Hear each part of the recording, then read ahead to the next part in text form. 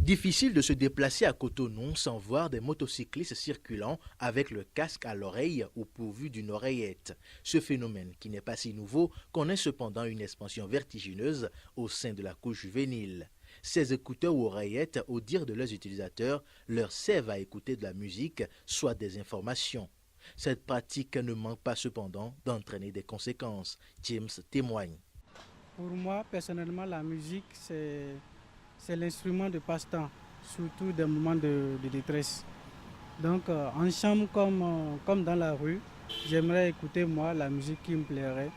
Donc, en quittant la maison, même sur moto, je mettais les écouteurs.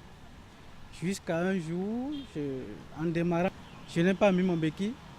Le béquille était mis donc. Tout le monde me criait derrière, béquille, béquille, béquille. Et je n'écoutais rien, je n'entendais rien. Et voilà que ça m'a mis par terre. Pour mieux comprendre les conséquences et l'utilisation prolongée des oreillettes sur la santé, nous nous sommes rapprochés d'un spécialiste de l'ORL, otorhinolaryngologie. Il est vrai que chaque individu a son objet de plaisir, d'autres sont heureux et gais. Quand comme ils aiment le dire, j'ai le son dans les oreilles. Quand ils écoutent de la musique, ils sont à l'aise. Mais toutefois, tout doit être régulé. Chaque fois que la musique est forte, ça agit sur nos organismes, notamment sur les oreilles, où cela ne nous permet, ça affaiblit en fait notre audition à long terme.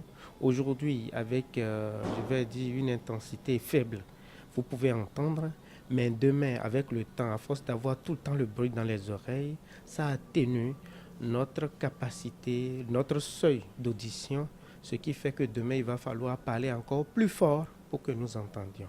Darius Guézo ne manque pas aussi de prodiguer quelques conseils aux jeunes. Je leur déconseille ces genres de comportements pour d'abord leur sécurité sur nos différents axes et également pour la sécurité des paisibles populations qui empruntent les mêmes axes. Et deuxièmement aussi, je leur déconseille ça surtout pour qu'ils protègent aujourd'hui leur tympan, c'est-à-dire leur audition. Parce que quand on n'entend pas, on ne peut pas travailler. Quand on n'entend pas, on ne peut pas faire grand chose.